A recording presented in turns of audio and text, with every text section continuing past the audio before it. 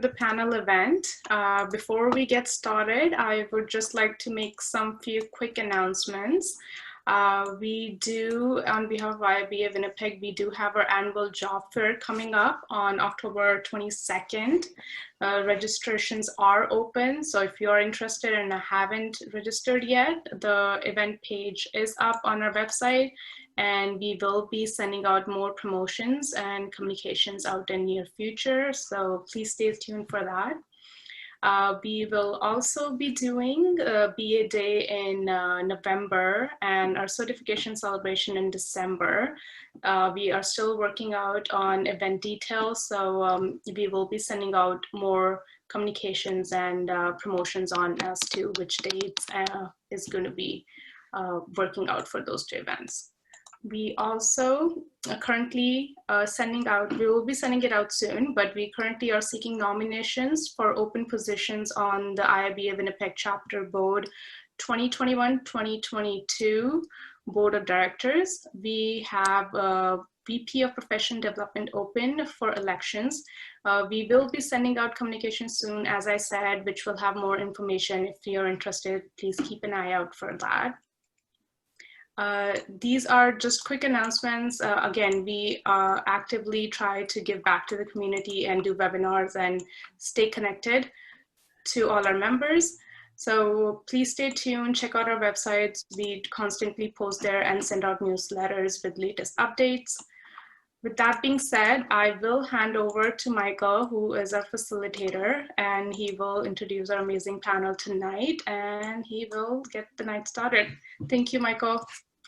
Thanks, Shubha. I really appreciate it, and welcome everybody to the State of BA panel. We have some great speakers today to chat about some topics around business analysis, and I get to the honor of introducing everybody. So first, I'll start off with the first person who joined the meeting today, so we get to do it that way a little bit, is Barb Spurway. Barb Spurway is a senior consultant at Solvera Solutions. She has been providing business analysis, consulting, change management, and process design services in a variety of industries, including insurance, finance, grain, nonprofit for many years. Her passion and focus has been to help her clients solve problems and implement changes that make them more efficient and effective. For over 3 years now, Barb has been contracted to the Project Management Office of Manitoba Digital Health Organization and is in a senior business analysis role where she does transformation change and has like all going on. So welcome, Barb. Hey, folks. And then the next person who joined today was James Fatoki. James is a consultant and senior business analyst with Online Business Systems. He has over 14 years of relevant experience in the industry, with the last 10 within analysis, business transformation, and technology consulting. James has helped businesses to align people, process, and technology initiatives more closely to their business goals and does visions and strategies. As a result, these businesses were able to create more opportunities for growth and improved productivity. So welcome, James. Thanks, Michael. Hi, everyone. Next is Sandra Foster. Sandra Foster is a managing partner at Capstone Ridge Group. She's considered a thought leader in digital transformation. For over 25 years, she's provided advice and coaching to organizations to design transformational business models and achieve desired outcomes based on integrated people, process, and technology foundation. She has extensive private and public sector experience with organizations around the globe in all aspects of businesses, from client-facing to back office. She's taught over 8,000 people innovative courses in business architecture, business process modeling, analysis and design, project management, and organizational change management. Sandy is a certified management consultant, a certified business architect, and process management professional and trainer. A Prince 2 certified project management practitioner and a ProSci certified practitioner. She lives in Winnipeg, Manitoba, Canada. A lot of designations after her name. So I'm really excited to introduce Sandra Foster. Welcome. And I'm certifiable. Yeah. Next on our list is Hans Eckman. Hans is, comes from the US for us, and Hans is a proven Hans Eckman has proven you can turn mild ADD, OCD, dyslexia, and other personality disorders to a successful career. He shares his life simplification tips at conferences throughout US and Canada and on his website. You may remember Hans from exciting presentations like Harry Potter and the Presentation of Leadership Secrets, Can the Zombie Apocalypse can you help survive your IT projects? And coordinator of the Apocalypse Rising for survival panels at DragonCon. Hans currently serves as a principal research director within Infotech and the world's fastest growing information technology research and advisory company, proudly serving over 30,000 IT professionals. Welcome, Hans.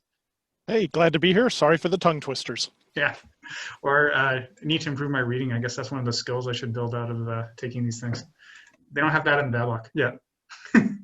And then last but not least, we have Najam's Sahar. Najam is as a transformative visionary, senior consulting leader with reputation for delivering strong project technology, operational and financial performance. With over 25 years of experience in building and leading increasingly sophisticated transformation projects, designing strategic change, and leading and rescuing large projects and portfolios, and delivering on difficult value propositions. He is well known for providing seasoned advice and customer services to his client base. With his career has spanned many manufacturing and service industries in both service line management and consulting capacities. Today, he specializes in public sector insurance industry management consulting. Welcome, Najam. Thank you very much. Glad to be here. Yeah, so this is an exciting panel. We do want to make it interactive. So if you do have questions that come up, I'm going to ask about 3 questions up front, and then we'll leave some room for people to put in their panel questions. So feel free to use the Q&A button that should be within your Zoom meeting profile. Click on that, ask a question, we'll get into the queue, and then we'll pick a few highlights from that while we answer a few other questions, or these top 3 that we have going on right now. So feel free to make this interactive and ask questions as they come up.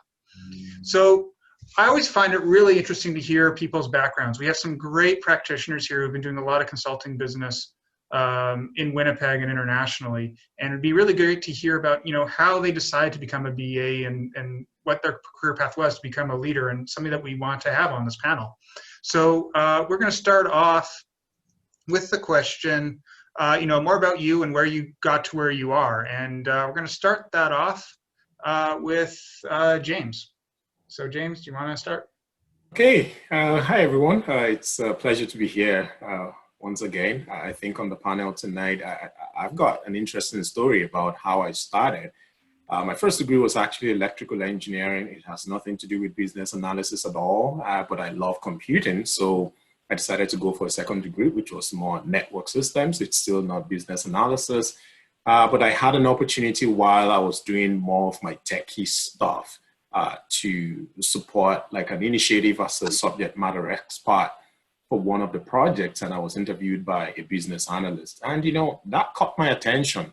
And I thought, whatever this guy's doing, I think I can do as well, right? I mean, with the engagement that happened along the way. So that was what led me into business analysis, actually. But I didn't really pay attention to it at that point until we delivered a project that I'll say failed.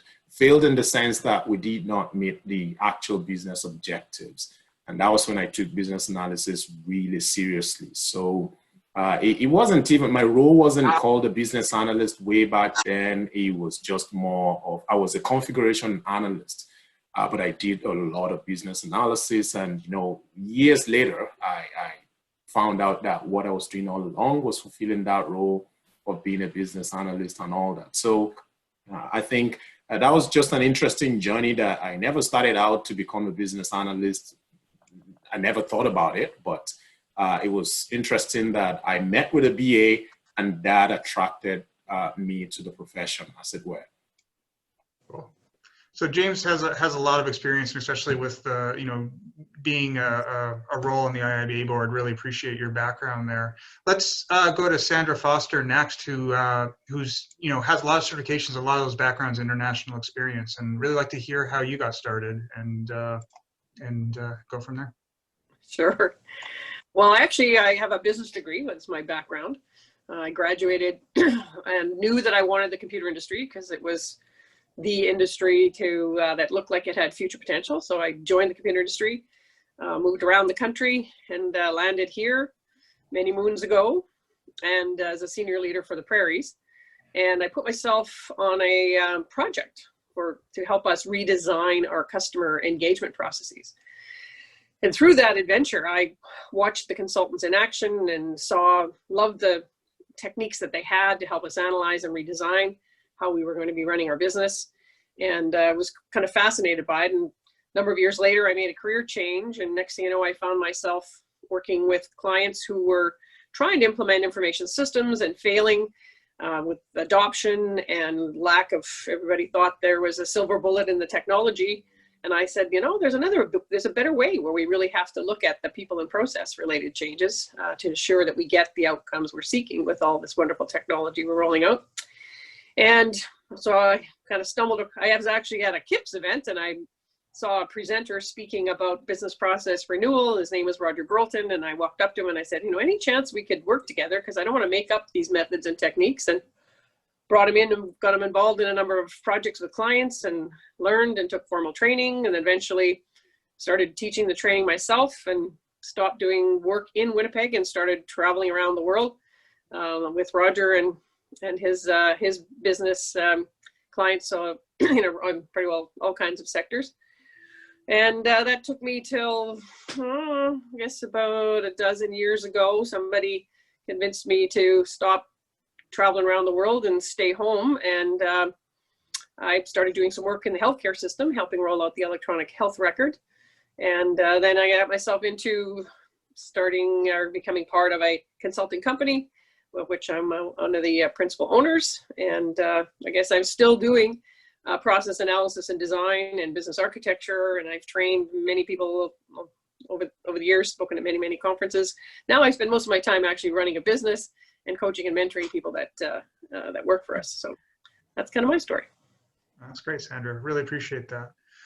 So Najam, I'm going to bring you up next because you're doing a lot of practitioner work within the public sector, and really like to hear more about how you got started there and how all that came about. Well, it's great to be here. Thanks so much for asking me to participate today. How I started in business analysis is more like I fell into it. I didn't really plan on it. My background is in business. I did a Bachelor of Science in Business Administration from the States, and later on went on to do an MBA. And I started working with a number of firms that implemented ERP products, and there were smaller ERP products. And I initially started out more from a project management perspective, but gradually figured out that working directly with the clients to actually help them solve the business problems was more interesting. So I swayed down that road and had, gradually got bigger and bigger and deeper into bigger problems, started solving larger chunks of the business, and eventually got to a stage where I started doing a lot of work on fairly strategic projects. That led me to a stint with MPI, where they actually hired me to become an executive director for a line operation. I led MPI's insurance operations for 5 years, and then led the business architecture work for another 5 years. That was really when they were designing their new way of managing claims. That journey sort of got me into designing a lot of fairly strategic initiatives for the companies that I'd been working with, and particularly with MPI when I was with them. And eventually in 2017, I decided that I wanted to do things more on my own. And so I started down that path, which led me to a lot of opportunities with the public sector in the Manitoba government.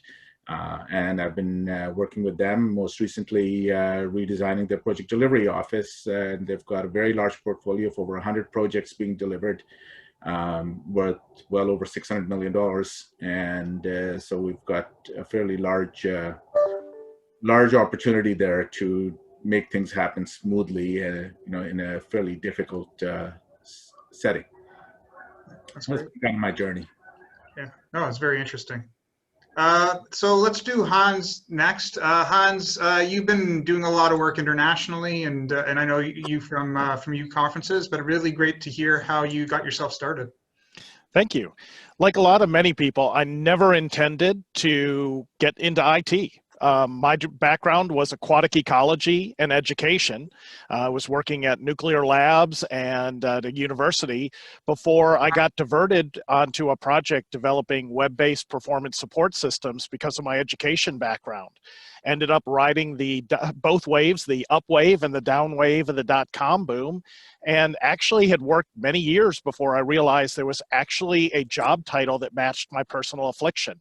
And, you know, at this point, I'm so addicted to IT that I think I'm pretty much stuck in the career for life. And then let's go on to Barb Spurway, our other panelist. So what you should know now is my husband is air nailing in the living room. So just I'm just gonna make sure that he knows that I'm now speaking. Is there, everybody can hear me? Sounds okay? Yes, Bob. Okay, you didn't hear that, right? Okay, good. So so I have fallen in. I appreciated Hans's introduction because I fell into IT many years ago. As well, and it resonated because I always the part of IT that I loved was the part that had anything to do with people. So something you should know about me is if you did, you know, the personality, what kind of personality pattern are you? I'm the extreme extrovert side of that. So I love people. I love to solve problems. That's the other part of the personality. And so I started in a, I would call it generic IT position because we were all developers back then, way back then, and really worked on all kinds of roles, including the project management role, the program management role, the developer role, the system analyst, the business analyst, and enjoyed working with clients and in the grain industry, and then all the way up through insurance, and progressively got experience in solving problems and helping people adapt to change and implementing new processes. So I have sometimes veered into the other side of the world of IT, sometimes into sales, and sometimes into other areas, but I've always come back to being a consultant, being a practitioner, helping people solve problems, and that's just what I've done. My world has mostly been in Winnipeg, doing that. I've been very fortunate to have wonderful customers here. I did spend a couple of years in San Diego, which was also fun. So as a program manager down there for a consulting firm that was doing a lot of work, doing lots of custom development. So I've lived in the custom development space and love agile and adopting all those lovely processes to make us more efficient and more empathetic, I guess, to our customers, for sure. Great. So we have a wide variety of ways people got into the profession. Some starting off in ecology and then falling into it. Other people doing some business work and then falling into it, which is really exciting. So everybody probably has a different definition of what business analysis is. And so, you know, you are still on the screen. So why don't we start off with Barb to continue on the conversation? A definition of business analysis? Yeah. So yeah. So how you define a BA and what job positions you know, use that from your org and encompass that. So, you know, what kind of things are you doing with the business analysis, and is it kind of a role by itself? Yeah. So titles sometimes, you know, titles and certifications and gaining experience in areas are amazing, because I think, you know, that's what, like, that the IIBA and this CBAP, and that's what it's all about. From my perspective, I kind of look at this whole, from a practitioner perspective, as kind of different flavors of business analysis, in that some of us help with a project. Some of us help with the roles within a project, the things we need to do, the requirements and the testing and all that lovely stuff. Some of us help kind of at the next level, which is within a set of projects and setting direction and all that lovely stuff. And some of us get to help, very fortunate, in setting direction at the enterprise level, or helping people set direction at the enterprise level. And that involves core skills and experience in helping with establishing strategic visions and plans and all that lovely. So you guys all know this, but I mean, so when I think of what I do and where I'm happy, I like to use the experiences that I've drawn from all of that lovely stuff and apply what I need to apply to the project at hand. And it really always starts with, what is the real problem here? What is going on? And that, as all you business analysts know, that is the most important step. And the one that we apply lots of our skills to, helping with our models and our patterns. But we also use our common sense and our judgment and our experience and everything else in order to kind of get the right start to something. And then we can move from there.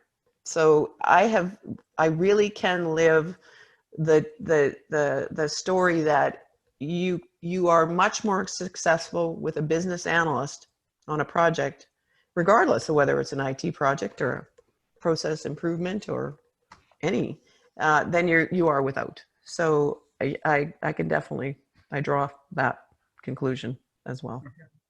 So Sandra, would you have any different explanation of what a BA is and how you would encompass that in the activities that you've been doing?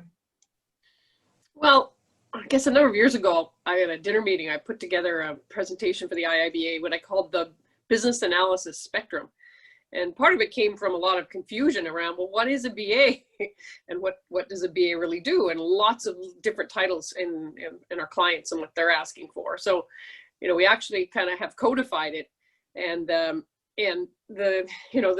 business analyst roles have a degree of responsibility from, I would call, tactical to enterprise, in different domain knowledge or a degree of knowledge, as well as a kind of technical knowledge. So it's a matrix, and you can plot all the roles on them somewhere. But the roles we typically look at are business systems analyst, business process analyst, IT service management BA. So we're starting to get some specialties in there. We have people that are PM BAs. They can do both. They can handle a whole project and do the analysis. And then there's, of course, the quality assurance side. And we also, in a lot of the BA spectrum, because we view organizational change as change in people, process, and technology, our OCM people are also business analyst types. We got solution architects, business architects, enterprise architects, and management consultants. And what we are seeing more and more is that evolution, even more specialty. We're seeing robotic process automation type specialists going more back office. And now now we're calling it digital process automation, which is more the customer experience front end. So, lots of evolution, but the skill sets are fundamentally the same. As Barb said, they're problem solvers. You have to be really good with taking information and netting it out and understanding what we're really needing to accomplish to drive the business forward and solve problems. Yeah, thanks, Sandra. So Najam, would you have anything to add to that, or do you see it any differently? The work that you're doing in the government, does that impact how you define the definition? And I think we think about business analysis in two layers, right? One is the role itself versus, what a business analyst does. And in certain respects, all of us who've operated at all in any level of management have to be business analysts at heart, right? You've got to have the business analysis skill sets in order to do any of the management activities, right? Otherwise, you're not doing yourself a good service there. So having said that, almost all senior roles in any organization are business analysts from one respect. But another area is, as we've walked down from the IIBA perspective, which is the actual specific role of a business analyst, as they grow up through projects, etc. And there, the lines are, fairly similar to what, Sandra and Barb have talked about. In the government, we do have a number of roles that are specifically geared towards business analysis and a lot of different levels of it. So you can start at a fairly junior level, even, what they term as an entry business analyst, and these are fairly junior analysts who are basically doing a lot of fairly simple analysis work. And then, going up from there into more senior roles up to senior analysts, et cetera. So there is a wide variety of roles that are defined in the government that that handles business analysis specifically as a profession. Okay. And then Hans, you have more of an international perspective, especially with the work that you're doing at Infotech. What would your take be on this? I would probably say that a business analyst is somebody who can't stop asking why, no matter how many times we ask them to stop asking why. I don't want to jump in and say what everyone else has said, because they're absolutely right. There is a role, there's a career path, there are specialties where it pops up. For me, I've only had a BA title once in my life. But everything I've done has always had that analyst spin, that analyst perspective. How can I take something, figure out why it matters and how to accomplish it, and really bridge the gap between parties? And I think that's really key to success in the role. There was a study, and one of these days I'll find it again, that stated the best role that would prepare you to be the CEO of any organization is a business analyst, because with the job, it positions you to ask, to understand before making decisions. And that's really what we need out of leadership today. Cool. And then James, you get the last word on this, and do it well, because you're representing the IIBA. Oh my goodness. What more can I say? A lot has been said about the role, but I think one more thing that I'll just add on top of that is, and I like the way IIBA put a spin on this and said, the business analyst is an agent of change. And if you look at it from that perspective, there's more that we do for organizations. And if I bring the consultant twist into it, you're not sent to a client side or to an organization as a BA. You're sent there to bring value to whatever organization you're with. You're a change agent. So you're looking at, how can I help? How can I solve problems? How can I, and that can be from regular day-to-day tasks to like enterprise level consulting or helping to chart a cost for an organization. So I think what I'll add on top of that is just that agent of change nature that business analysis or a business analyst brings to an organization. Oh, it's really exciting. So we've talked about the definition of the business analysis and how people are applying it, but what I'd really be interested in is what are the trends going on within the community? And maybe Hans, with your perspective and the research that you've been doing, maybe you can kick us off there. Absolutely. And I'd say there's three key trends that I see most often when we're helping our members or when I'm talking to people at conferences. The first is the business analyst role continues to be under direct assault in most of our organizations. They're trying to get rid of it. It's undervalued. We try and make BAs just scribes. And that's going to be probably a lifelong fight that we're going to have to continue to struggle against. I have seen a real rise in specialty BA roles that we mentioned earlier, like security, fraud, RPA, AI and machine learning, low-code platforms. In these areas, the BA role is so integral to operations that you really can't get away from it. And I'd say the last area is there's a lot of government agencies who are, and other organizations that are, let's just say, a little lower on the IT maturity or a little more constrained. And we've really seen a concerted effort to establish solid BA practices, add stability and role clarity in those areas, and use that as a foundation to better value delivery. Cool. So Sandra, you also have been doing a lot of work with a lot of different clients in various roles. What trends are you seeing? We don't see, in Winnipeg, we're not seeing as much of the trying to get rid of the BA role as Hans is seeing elsewhere. I think many of our clients are seeing the value.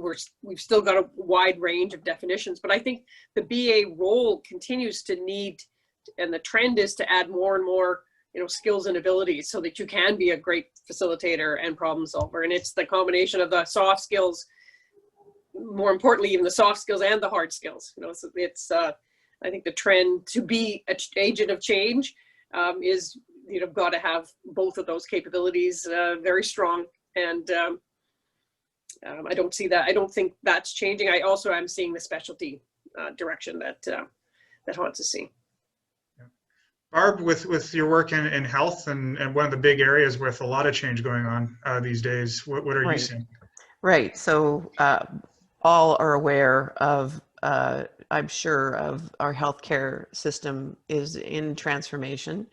It has been for a while. It's in planning stages and early execution stages. I talk about that in generalities because I'm not a digital health, I'm a consultant to digital health.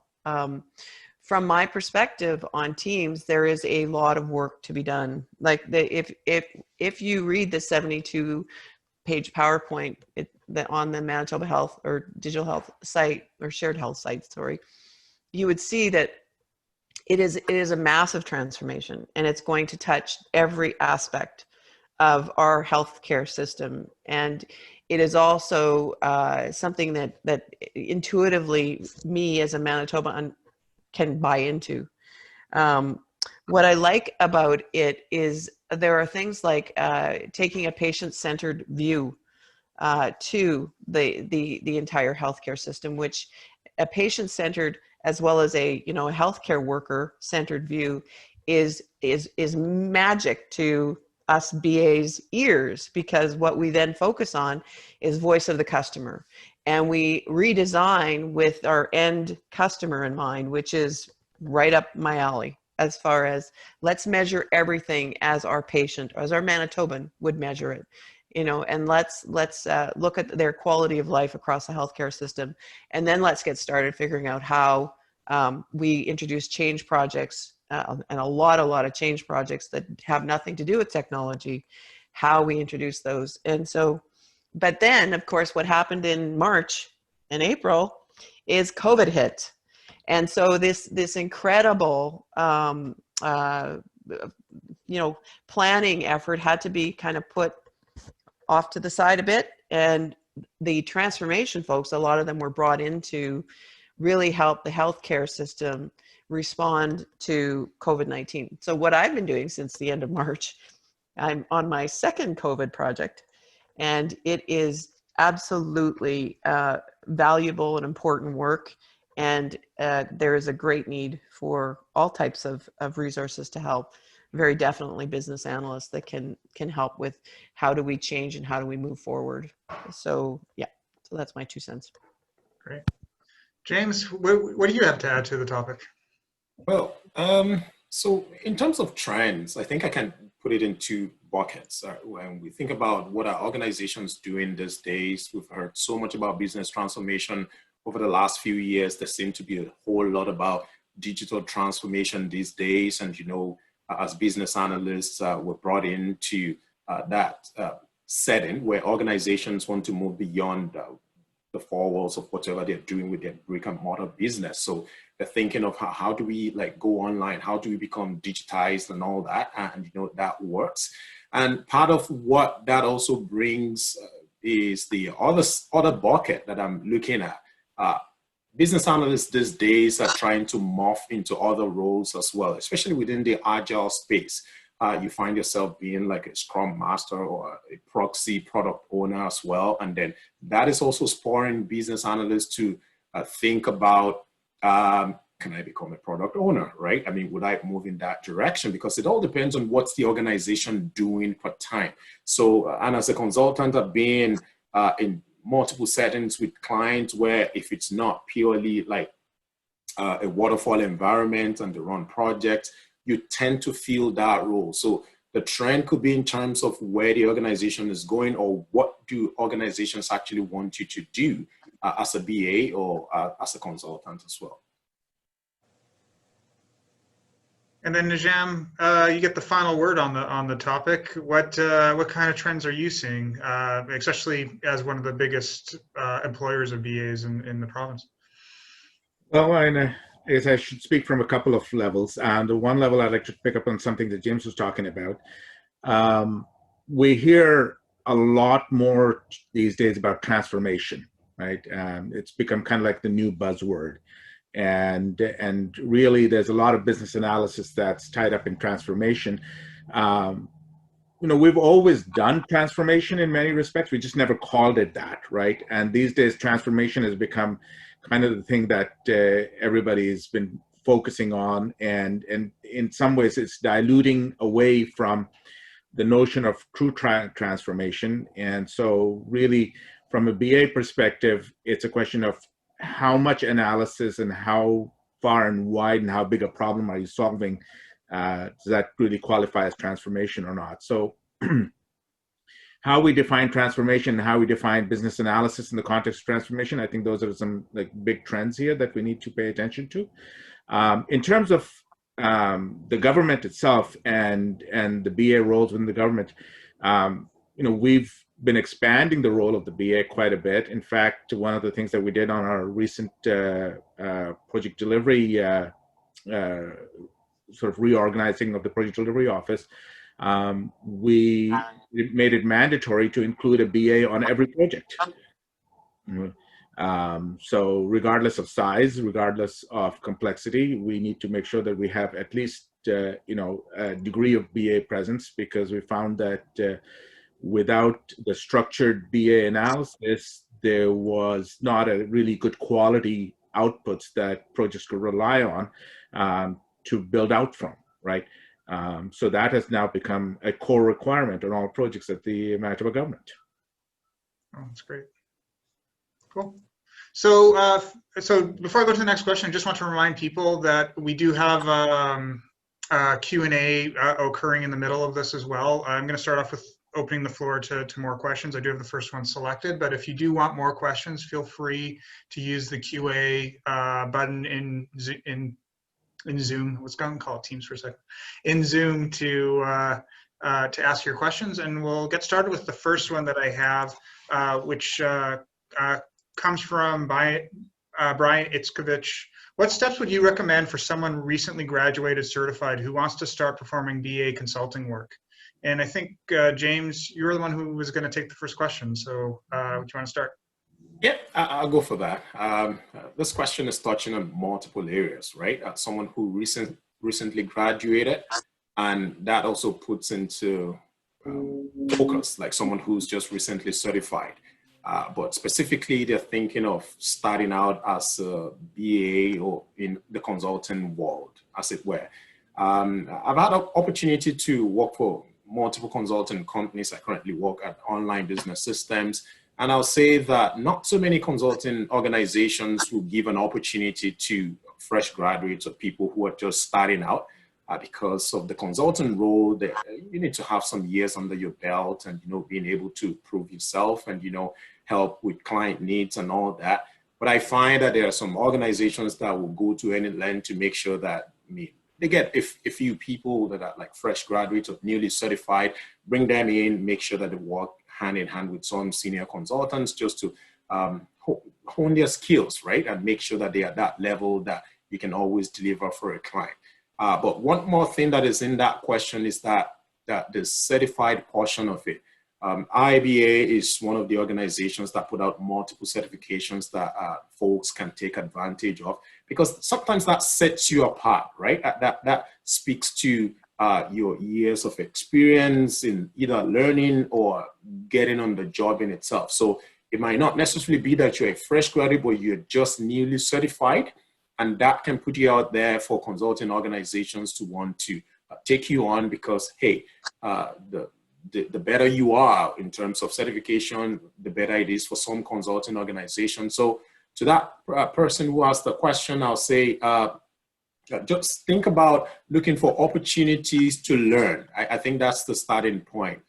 If it's not with a consulting organization, if it's with regular organization, just get yourself started at such that you build yourself, you build that knowledge base to the point where you can actually put yourself out there in consulting companies who will be more attracted to yourself. Mentoring is one of the things that you could take advantage of, right? Find people who are in the industry who are already established.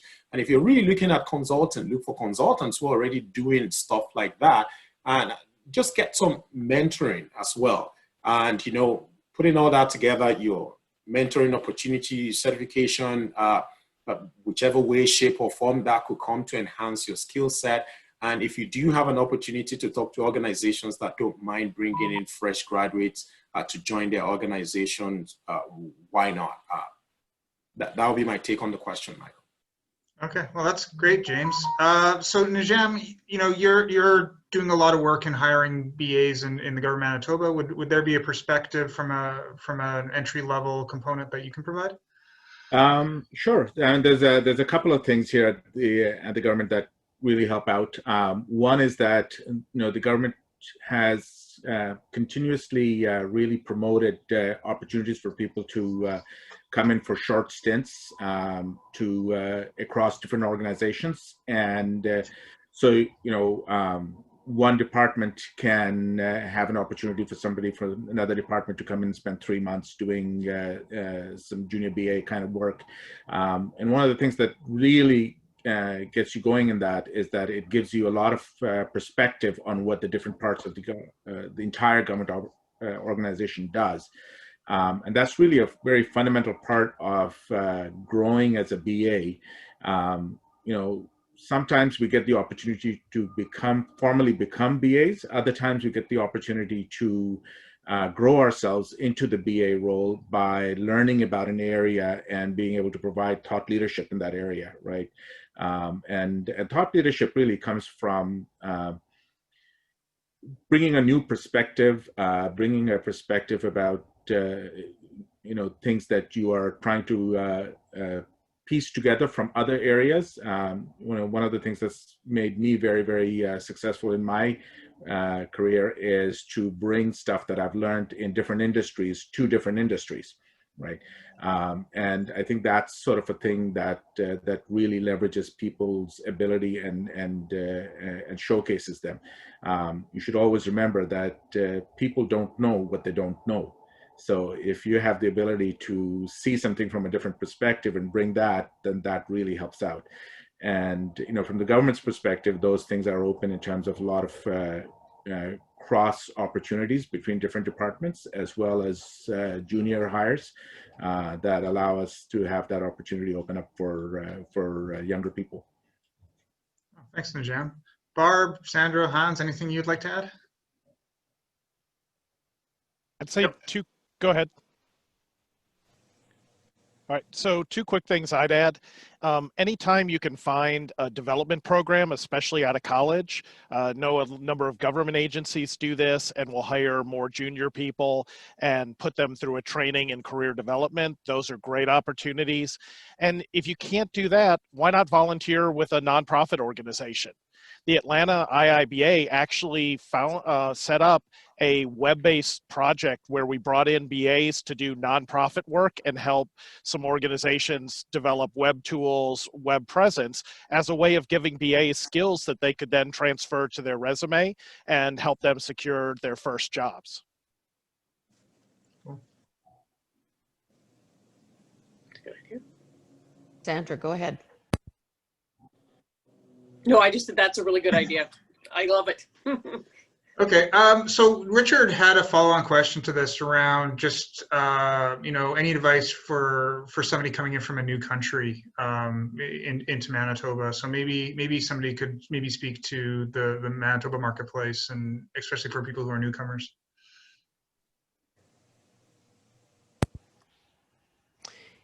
I can think of a few things.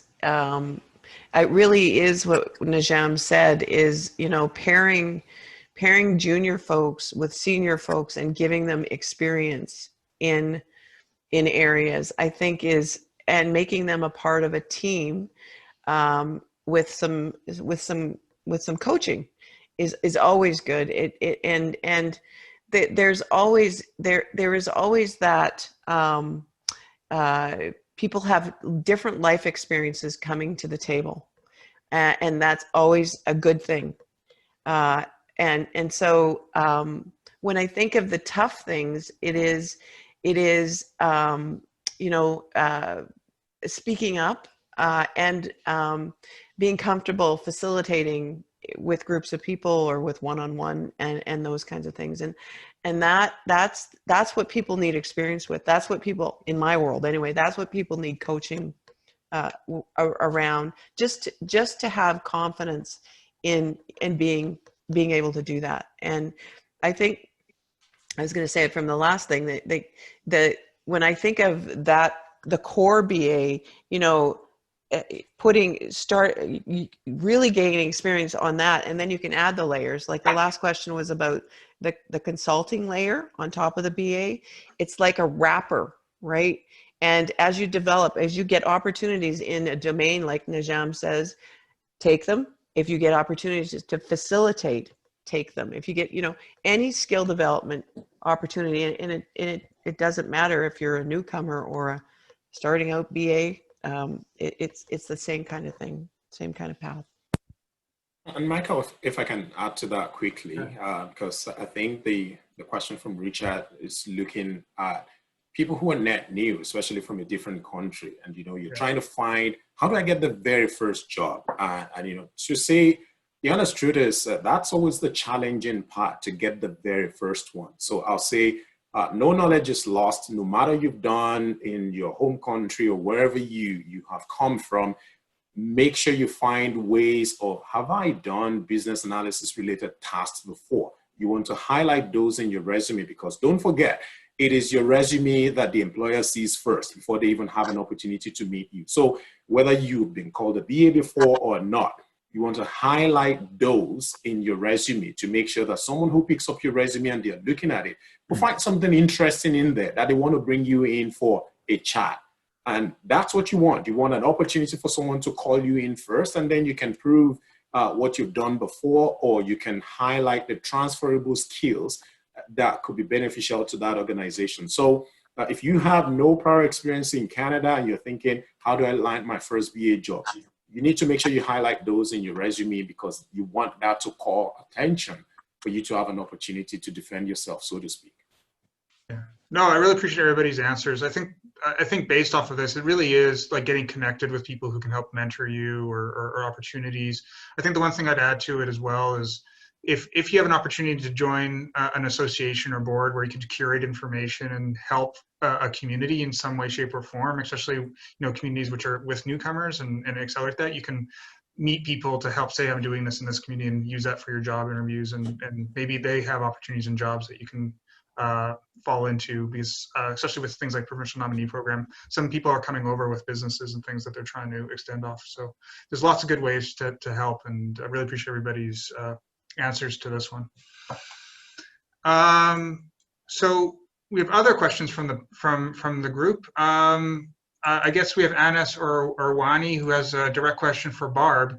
As a BA is transitioning to more customer-centric concepts, what tools and concepts are required? And maybe Barb, with your work in that space, maybe you want to start us off with an answer. Well, in the Agile area, what I very much enjoyed is the work, and I can't remember the author of the book, but it's work around the voice of the customer, and developing empathy for the customer. And so when we think about Agile, we think about how critical and how important that is, because we're building products. When we're doing Agile, lots of times it's for product companies, and we're building user interfaces for products, and we really need to put ourselves into user stories and those things that put ourselves into the shoes of our end customers.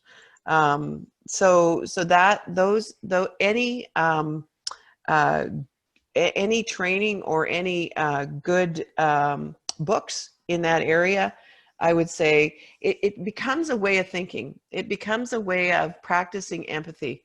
I actually like to say is that, you know, you can't develop empathy with your mouth open, right? That it's about listening. It's about learning. It's about understanding the other perspective, your customer's perspective, and then defining problems from their perspective, and then moving on from there. So that one piece of advice I would give. Okay. Anybody else would want to add into the conversation? Sure, I'll weigh in. So to add what Barb said, there are some specific techniques that you can add to your kit bag. You're looking through the lens of, digital process analysis and design for customers. So anything that you can learn or take training on related to customer experience. You can pull a lot of technique that is long been used even in the kind of the marketing profession of thinking about personas. So really understanding your customer, who are the personas, and then actually doing process analysis and design through the lens of customer journey mapping. So you actually map their process, what they're going through to buy your product or to, consume your service, and look for where there are these moments of truth, where there's a potential for pain through the lens of the customer, and how that relates back to how you interact with the customer, and you're making process changes so that the customer experience is ultimately better, or the patient experience is ultimately better in healthcare. So very specific techniques, different types of modeling and analysis and design opportunities out there. Okay. Anybody else want to add to that? No, we're closed on that topic. So great question, Anis. So next one I'm going to grab from Peter B. Are you, to the panel, are you seeing a trend in BAs moving into product owner, product management roles? I guess product has actually become a really big trend in technology, moving from just a project-based approach to a product approach in general. And then what impact does that have on business analysis roles, I guess? Maybe Hans, you might want to take a stab at that. Certainly. I think there's two ways, and we're absolutely seeing it. Like I mentioned, if being a BA can make you a great CEO, then a product owner is the CEO for their product or service. So the skills are instrumental to success in that area. But there's really two roles. I see a lot of bad agile teams making the BA a product owner for delivery, and they're nothing more than a scribe or a courier for requirements coming from other stakeholders. And if you're just going to be a proxy and don't have ownership over the roadmap, the backlog, and decisions, you're really not being a product owner. And we've got to fix that and really empower product owners to make those localized decisions. When we look at really good implemented product owners, whether it's a technical product owner over an application or platform, a service, or a customer-facing product, the BA skills are an amazing asset to becoming a strong product owner. And I see that as a great opportunity in an organization to expand your skills. We still use a lot of the techniques, the insights, but we apply them a little bit differently, and it has a stronger leadership component that is required in the position. That's great. Anybody else have any additions to what Hans had commented on? I think that's. Go ahead, Najam. I was just going to say that, today's world, disruption is something that is very prevalent with the rapid changes in technology, and that disruption causes a lot of products to be continuously under attack. So as product owners, having good BA skills, you need to be able to establish where the next disruption for your product is coming from. And having those skill sets is really, really important to be successful in making your product successful from that perspective. Now to you, James. Yeah, and just to add to that, I was just going to say that I've actually got two friends right here in Winnipeg who have fully transitioned from being either a consultant or a business analyst to the role of a product owner. And, just like Hans mentioned, it's not just being a proxy or filling that for a project, because there are certifications for product owners out there, right? You can actually learn more, build your skill set such that you apply to an organization that you've never worked with before, never worked for before, and you're given that title or that role of being a product owner because you're going to champion the cause of what happens to the products that they roll out from that organization. So yes, the trend is out there, and business analysts are thinking about what's the next thing that I want to try. Some people just think, I like the title of a product owner, but I want to do more, right? Get certified. Do better. As a product owner. So yeah, it's a real deal that people are switching over to becoming product owners. Oh, that's great. I just have a comment that what I'm seeing in our local marketplace is that those organizations that are, you know, either heavily tech enabled companies like, you know, Skip the Dishes, they are, you know, they're very agile and not agile. They are agile. There is no BA role. It is a product manager or product owner role. Right. And I think, you know, that grows into the next question that Richard had posed here, which is, you know, opportunities for a BA in Manitoba, and then, you know, are opportunities in Winnipeg growing? And I guess with the BA role not necessarily being called a business analyst, how would you look for a job, and how would you take the skills of a BA and get hiring, and what kind of opportunities are out there?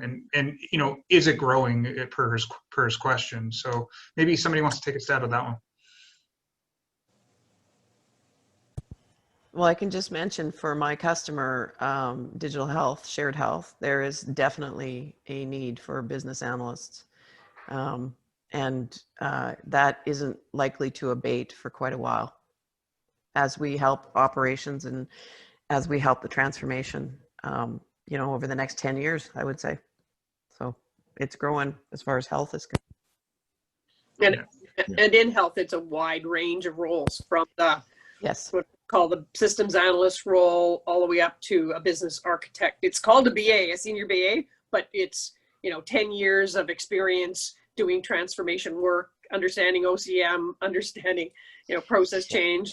And most of that work doesn't have anything to do with technology in the transformation management office, but they're called senior BA roles. Exactly what she said. I mean, that is definitely it. Like lots and lots of projects don't have anything to do with technology, because technology has to fit in at the appropriate piece of the transformation, right? And it's not the only tool that is needed.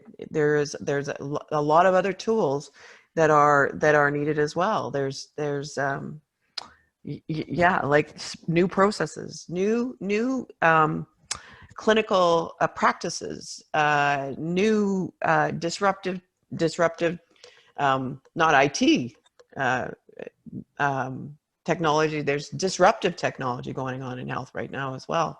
So I mean, there's yeah, it's a big and yawning hole, and I don't think that's just in Manitoba either. I think that would be across our nation for sure.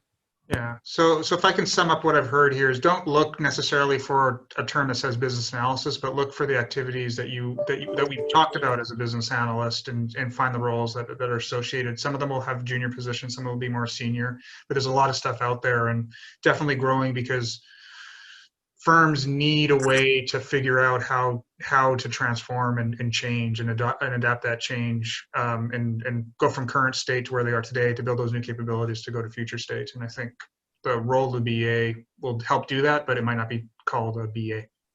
And is that how you see it, Najam, as well, or do you see it differently? Yeah, and I would emphasize for folks to really consider what it is that they want to do, right? Yeah. And you know, sometimes we all get hung up on titles and, you know, what is the job called? But a lot of the times, you know, what you have done in a particular role becomes the item that really propels you to success in the next role. And usually I find that, you know, some of the best BAs that I've seen haven't been called BAs in the past. Right. They've just had really great exposure at having to solve complex business problems, and they've learned all the techniques of being a good BA. So if you're seeking to grow your skill sets, I would strongly urge people not to limit their view to just roles that are called BA. Look for the things that interest you in terms of how to do analysis. And I think you'll find success follows you there. That's great. Anis writes about BA Center of Excellence and understanding, you know, the importance of that. And I think maybe James, I'll get you to start this one off. But, you know, where have you seen a BA Center of Excellence, and what kind of role do you think that has within an organization in general? Well, I don't know if I can say this out loud, but I think I've heard conversations about two organizations in Winnipeg. And, you know, when I said I can't say it out loud, it's just because I don't know if they're if it's a public knowledge or no, but at least I've heard about 2 organizations in Winnipeg that are big on BA Center of Excellence, because the whole idea is now they know it's a big practice, it's growing for the organization, and they're trying to standardize how work is done, whether it's for operations or for projects. And that's why those 2 organizations have spent time to establish that. And then you have that. So they bring BAs in, they do all the onboarding and all the training, their templates, and, you know, their methodologies, and, you know, things for them to say, this is how we do business analysis related activities for our organization. And then they make sure that they follow that through, and all. At least I know of 2. But I'm guessing some of the organizations are looking at some way, shape, or form of establishing a BACOE. They might just not call it that way. Just standardizing things and uniforming how they conduct their activities in the organization. I see a few of that happening even within Winnipeg. Yeah, I've seen a lot of community practices out there, so I can hear you when you say that they may not call it a BACOE, but a community of practice is a good way for organizations to get started on some of the common tips. What about Sandra? What have you seen, considering that you've done a lot of business architecture work and a lot of components that would go into a COE? Well, often kind of the trend I'm seeing is related to a transformation management program or office. So the transformation management office is looking to get repeatable techniques around certainly how they, not only how they do project management, change management, and enterprise architecture, but also business analysis and business change. So the kind of the techniques that all have to fit together to do transformation. You know, it's usually not just a standalone, and it could be just a community of practice as part of the transformation management program. But the key is repeatability in methods, techniques, and sharing of information using enterprise architecture kind of tools and repositories, so you can see how all the dots connect. So we don't go and fix something in one part of the organization that causes pain somewhere else. Yeah. Anyone else with anything to add? Maybe Hans from an international perspective? When I was with a bank in Atlanta, it took 3 years and a small team of constantly trying different ways to form a center of excellence. And we ended up operating as a small volunteer-only process action team dedicated at trying to improve the lives of BAs within the organization, improve the quality, and have a better partnership. And we were finally able to work it, and the timing was right to where we actually chartered it as a joint venture between the Matrix role managers and the PMO. And so I actually pasted the link if anyone wants to see that journey and how we were able to accomplish it. You're able to download that if you'd like. So if you want to have a center of excellence, find a few thought leaders in your organization, start meeting, and volunteer. Some of the best stories I have in my career come from times where I didn't accept the status quo and volunteered and took a stand and helped make something good happen. That's great. Yeah, So move on. Yeah, go ahead. I'm just going to add that, you know, in an organization such as the government over here, where we're handling a fairly large and varied portfolio of projects, we've really started a lot of work on trying to standardize the structure of how those projects are delivered. And in doing that, you know, we don't call it a center of excellence. We don't, we don't have an official title for it, but the work itself is fairly well aligned to what you would do in a center of excellence, right? So right here in Winnipeg, we're doing that. Okay, that's great. So our next question from the crowd is, are there any organizations that offer the ability to connect students, new grads with senior BA mentors? And I thought that would be a good one for James, because I know you were starting off with the mentorship program, so you get to lead up another one. Thank you, Michael. The great news is that IIBA as an organization understands the importance of mentoring. And we're trying to roll out what is called like a global mentorship program, where it's not just localized to Winnipeg or Manitoba as a whole. This is something that they've been working to put a structure together for the last 2 years or thereabout. And just this week, it's gone past the phase of, okay, now we're just finalizing all the documentation to make sure that you can make mentors and mentees meet. And it doesn't have to be within the local environment here. Like I said, your mentor could be from anywhere. So in terms of how that will work, over the next few weeks, we would actually make a public announcement within the community, and you know how you can put yourself out there for you to be matched with a mentor along the line. But in terms of organizations within Winnipeg, I don't know of too many that are running that as a program. I do know that for some of the institutions that we have here, like Red River College or University of Manitoba, if you go through their business analysis program, they try to match you up with an organization just for like 4 to 8 weeks, where you get to do like an internship, and then you can build some kind of network around there to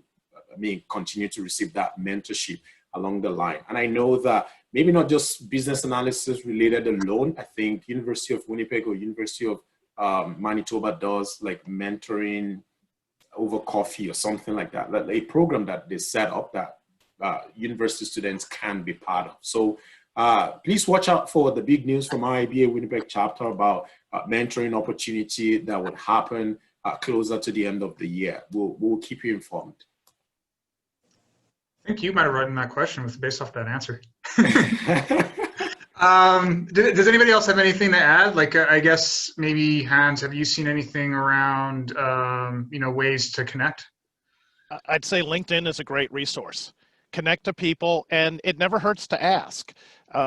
Just having a conversation, finding someone, running ideas. Every time I go to a conference, after I'm done, I say, connect with me on LinkedIn. If you need help, if you've got a question, there's a good chance I'll help you. And if I can't, I'll find somebody who can. Very few people take me up on that. And I'm willing to help. I'm willing to coach. I'm willing to review just for people that reach out.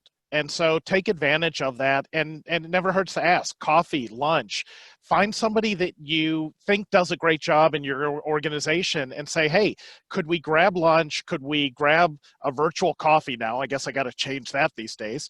And tell me about your job. How did you get here? People love talking about themselves. So find some people, have them spend a little bit of a time as a break, and it's amazing what you can learn from just about anybody. Yeah, I agree. I find that, the people that we've met in conferences, and I've met Hans at the BBC conference, there are people that you can reach out to and connect with to get advice. And part of the reason why Hans is on the panel here is because we met, and he's been such a great, person to connect with to do that. And everybody on the panel here has been really good about donating their time to help people out. I think if I can add one more item to Hans's comments there. When you are trying to connect with somebody on LinkedIn, right? A lot of times people see a lot of LinkedIn connections as people asking them for a job or something like that, right? And so there's a hesitancy there, right? And you don't necessarily get a really warm reception. But this can be a really good way of expanding your network of people, because you're not asking them for, to help you find a job. You're asking them to learn about them and for them to share some of their expertise, which is something that everybody loves to do. So we've got a lot of questions about virtual work and the impact of COVID, and we'd actually saved that question for about this time of the day. So we'll move on to that. So the question, as I had written it, is: in light of COVID, what skills have you picked up to better leverage work by web meeting or any other thing that you want to talk about for COVID? And maybe Hans, because you've been doing a lot of work in this space, especially working remotely for the last 4 years, maybe you want to kick this off.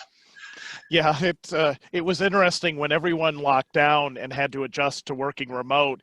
It was really odd for me because this has been the last 4 years of my life, minus no longer having to get on a plane every couple weeks. And I'd say there were a few lessons I was lucky enough to learn early in my career from someone who did primarily work from home. And you've got to find a dedicated workspace away from your family life. If not, every time you walk by, you're going to think about work and you're not going to be able to unplug. And make it comfortable, make it a good space, and get into that work mind. Get up every day and put on real clothes, not pajamas, and it will really help you stay in that work effort. You also need to be more diligent about scheduling breaks and exercise. So if anybody is a Fitbit junkie, you're probably crying most of this year because you went from 8,000 steps to 80 overnight. And so you got to build that exercise, you got to build the breaks, and decide how much time you're going to spend working. So it's very easy to work 10, 12, 14 hours. Break it up. If you want to work a little in the morning and take a 2-hour break, or then work a little bit more, or you're going to take a long break and then come back after the kids are in bed. Figure out your work schedule, but don't be available 24/7, and set up clear boundaries. That'll really help because the mental health aspect is really at danger. So I'd say in general for working remote, those would be the biggest things. For just pure teamwork and collaboration, the best thing I can say is grab your little team icons, the video, and put it as close to your camera as you can. Because we're naturally going to look at the video, we're going to look at people's images when we're talking to them. But if we're not looking at the camera, it doesn't look like we're actually talking directly to them. So if you can put your windows as close as you can to your camera, it'll make it look like you're paying much more attention, and you'll stop going and looking at other screens and people think you're distracted. So that really helps channel things in. I actually have 2 monitors and my camera is sitting on a tripod in between them, so I can minimize that. And if I have to go to the window, I'll say, hey, let me add that to my OneNote. Or here, let me add that to the Visio. So I tell someone I'm looking away, but I'm doing something you can't see. That way they know I am still paying attention. So those are a couple cheat codes that I can offer. Oh, that's great. I could use that today, actually, on this panel. Anybody else have anything to add? Well, I think the being virtual gives you all kinds of new techniques that you can use. You can record meetings. We weren't able to legitimately record a meeting, and which can help with clarification of misunderstanding and might even reduce documentation. I think a lot of us have become very adept at typing while listening and making good notes. And I reached out to some of our talent team leads who are living and breathing all day long in little square spaces like this and said, well, what are you guys thinking is one of the most important skills you've learned? And one of our team members said that it was about listening to the entire conversation end to end. Don't try to jump in and make comments, just listen, and especially the large group, and then take the time, take good notes, and then you got to work hard to try to summarize the key points about what you're really hearing, and then replay back to the whole group. And here's what I've heard.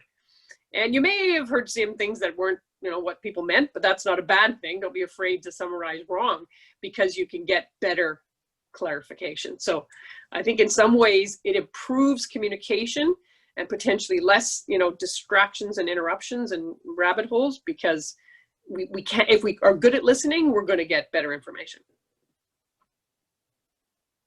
Okay, and Barb, I think you're on mute. Yeah, I'm talking, but you guys can't hear me. Yes, I'm agreeing. I guess the one that it's been interesting for me, because I have done 2, as I mentioned, 2 COVID projects. And what was interesting was that, well, first of all, we were introducing MS Teams to everybody that had never, that were using conference lines. And so that the adoption was incredible. But what I found, and you need to go there quick, is when you have new stakeholders at the beginning of a project, what are us business analysts usually doing? We're actually trying to understand, we're trying to listen, and we're doing that sometimes one-on-one so that we actually get to know and empathize with our stakeholders, right? So I find that we have to consciously, like it's neat walking into somebody's office and saying, we're on the project together. Let's spend a little one-on-one time, structured for good purposes to collect problems and all the rest of it. But that one-on-one time, you need to consciously make sure that you get that in virtually as well, like so that you're developing relationships is what I'm trying to say. And I also trying to introduce you know, my personality, humor, those kinds of things into this as well, because it's a little tougher here. We all know this, to develop relationships virtually. So I think we need to, as business analysts, really focus on that. Great. James, do you have anything to add on this? Yeah, just to say that I think the perspective that I want to bring to this is, how do you do facilitation? How do you do requirement workshop now that everything is virtual, right? We think about that as well, because it's a different challenge. You get into a meeting room, you've got 7 people there. Some of them are execs that'll come in with their laptops and they're still doing some other stuff. That's when you're seeing people face to face. How do you do that now that everything has gone virtual, right? I've tried a few things, and, you know, you have to understand that times have changed, right? And, you know, we have to find ways to make sure that we'll still continue to get people engaged.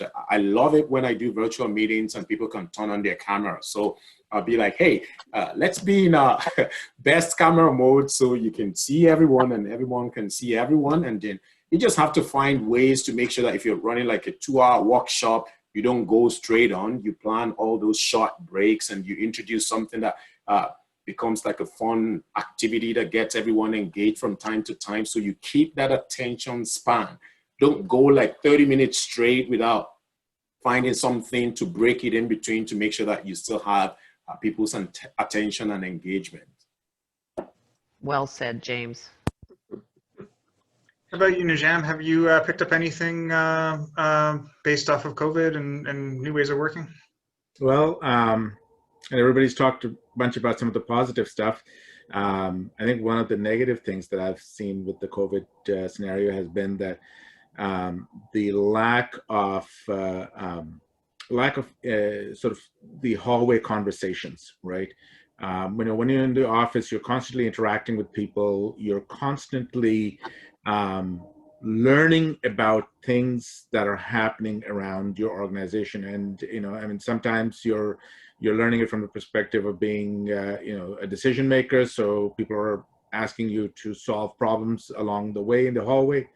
Other times it's just understanding what else is going on somewhere else, which you wouldn't find out because you're not part of that particular circle. But having those hallway conversations has always been super important, to be close to the organization, you know, to have a good pulse of it, right? And that's something that, you know, I found that in the COVID days, you really had to work hard at trying to connect with people in non-official ways, right? And I think that's, that needs to be worked into your workday if you're going to work remote. Yeah, I have to agree with that. I'm seeing that a lot too, is you get some siloed on just doing the project work that you're doing, but you don't get the crosstalk necessarily between projects and things like that. So making sure there's a concerted effort to get people to stay out of their silo and just the project work they're doing or just the product work that they're doing, and talk amongst the teams is a real struggle within the environment we're in today. So yeah, I think it's a great point, Najam. Any final comments before we move on to the next question? Well, I think Hans was going to say it, but you have to be very, very even better organized in terms of your approach, your techniques, you know, sending things out in advance, because you can't just hand them out. Sometimes when you're asking people to really use their brains and minds, they might need to print it off if they don't have multiple screens. And please, please don't put up the horrible spreadsheet with 1,000 rows and columns and hope that people can see it. Yeah. I think knowing your audience and what they're capable of doing, and you know, if you have to do that spreadsheet, instead of doing that, maybe taking advantage of some collaborative whiteboard platforms that allow people to be more interactive if they're technology savvy enough to do it, might help you get rid of that. But yeah, I agree. It's knowing your audience, the technology that you can use, and work to their level where it can be collaborative. Yeah, if you're editing a spreadsheet, put it up on, you know, SharePoint or share it, and then everyone can open it through Office 365. They can collaboratively edit and work with it and zoom to their own level of old age eyes. Good idea. So that's a good segue to our last question of the day, which is the most important lesson you wish you learned earlier. And so everybody's kind of come up with their best nugget of information, and we're going to start off with Najam. I think the most important thing that I figured out was that people don't always read everything that you send to them. All right. If you write a report or you write an email, people will always be skimming, and you think you've said stuff, but they haven't really picked it up. So it's really becomes important to figure out who your audience is and figure out how to position the information, because even though you wrote it in that paper, you wrote it in that report, it doesn't mean they read it, right? And I can't tell you how often people have said to me, you know, you never told me about A, B, or C. And I say, well, it's in the report. Yeah, where? So, you know, so knowing who you're writing for and really figuring out how to bring out the few key points that they're going to click on and be able to connect to. And one of the things that I've sort of figured out how to do is I write my my reports and my documents in layers, right? Where information is presented at you know, in bite-sized pieces, and if you're interested, you can get into more deeper. So, as an example, I'll start off a paragraph, and I'll have 3 or 4 words that kind of describe the entirety of the paragraph as bold letters right up front, right? So if you're an executive and you're reading that, you just skim those 4 words and see if you want to read more of the paragraph or not, right? And at least I get something into his head that is better than nothing. Yeah. So that's really great. Curating information for your audience is really important. So Barb, maybe you want to go on next. What sage advice do you have for the group? Well, I already gave it. It was really the part about the empathy, you know, you can't gain empathy with your mouth open kind of thing. I mean, that, and it's funny because I don't just talk all the time. I really do listen. But I think we as business analysts, I can speak for myself for sure, we need to do lots of listening, and we need to put ourselves in and empathize and put ourselves in the place of our stakeholders or customers. And then we can define the problem, right? And that, to me, it's a common understanding or an understanding that leads towards a good problem definition and then towards solutions. It is so easy, and we all know this as business analysts, to jump right to a solution, even if it's like the team is heading down the path of solution. And if you're introduced, you really should. What did you say? The business analyst, the one that's so annoying that asks the question, why, right? So yeah, that's kind of the heart of our profession. Absolutely. Great. So now that we know why, maybe Sandra, you want to add on to what your sage advice would be? You know, I think you know, one of our values, we say move at the speed of trust. And one of my favorite books, read many years ago, was The Trusted Advisor by David Meister. And he talks about, you know, really understanding what trust means. It's like a formula. You know, that trust is your credibility plus your reliability plus your intimacy divided by self-orientation.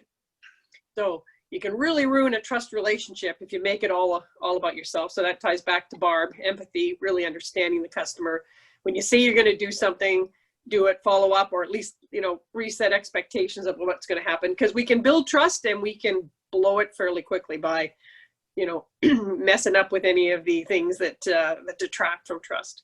And so back to the listening, being, you know, communicating well with candor and clarity, and that balance of EQ and IQ, and you can only move as fast in a relationship as the trust level is there. And that doesn't happen overnight. So it does take time, and definitely in COVID times, it makes it harder. So, you know, building on what Barb, you know, others have said, Hans said, take the time, even virtual coffees. We were, in the beginning, we're all very good at doing virtual happy hour. We've kind of lost that, but maybe we'll get back into it now that, now that well, we can't go to restaurants without a mask on. So. That's great. So James, now that you know, we have some trust and we have some empathy, what do you have to add to the group? Well, and I'll say have a mantra, sort of. And one thing that I wake up and I tell myself almost every day is to the better version of yourself, right? I mean, we always need to strive to just be a better version of yourself almost on a daily basis. And that could be in terms of professional development, in terms of your building up your network, looking for that thing which you don't have that you would add to your toolkit, right? One early mistake that I made when I just started was I thought all about business analysis is being that generalist BA. Everybody sees you as the bridge between the business and technology, and as long as you can speak business terms, you think that's what everything is. So I'll say, be the better version of yourself every day. Yeah, that's great. So now that we're better people, we have trust, we have empathy, and we've gotten information that's legible to the audience that we have, so that they can find the information, not searching through a 1,000-page document. I think somebody wrote in the chat. What do you have to add to the conversation, Hans? So leading on that, I want to push everyone out of their comfort zone.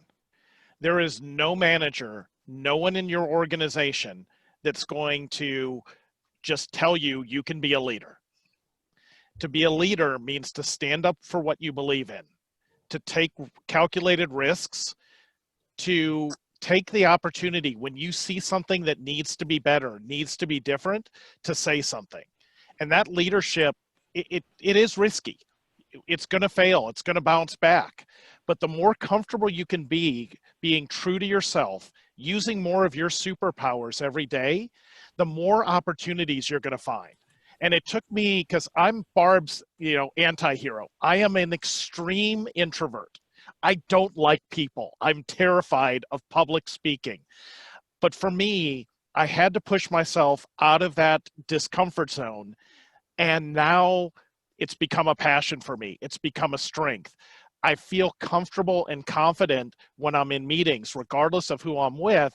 And that has opened up just a world of opportunities. So don't wait for somebody to tell you you can. Start taking those opportunities whenever you think you're ready, whenever you're ready to take that risk. Start small and build on them, but it is worth it. It will pay off. Oh, this is great information. I really appreciate all the time everybody spent today as our panelists to give us these nuggets of advice to help our community improve the BA practices. So really, everybody, I'd really like to thank you for joining us. Give the panel some round of applause, but maybe virtually we can do it. And really thank everybody for coming today. I think that closes us out for this, but stay tuned for future events. As Shubra had mentioned earlier, we have the job fair coming up. I'm just going to double check the date because I have it right in front of me. So the 5th annual job fair is October 22nd from 5 to 8, and it's going to be virtual. So we hope to see you all there. Shubra, do you have anything to add before we close? Well, I do want to say this was a great event. There was a lot of information, and I think I can speak on behalf of all the attendees. I think for me personally, I feel like I got a lot of tips, and now I'm thinking, I think I have to hear this one more time, which brings me to the next point to everyone who attended today. We have got all the panelists' consent, and we will be sending out recordings for this webinar because I will definitely be needing it. So if you are registered for the event, we have your mailing addresses and we will be distributing it. But if we have any attendees who missed out on registering, then let us know, reach out to us, and we will make sure we'll include you in the distribution list. And as for the panelists, thank you so much. This was very informative. I think I need to listen to this at least 2 more times. But it was a great panel event, and I feel like everyone was interacting a lot, and there was a lot of interactions, and there were a lot of good questions. So thank you everyone for coming together. And Michael, great job facilitating. So great job everyone. This was really good. Thanks very much. Well, on that note, thanks everybody for joining, and have yourself a great rest of the evening.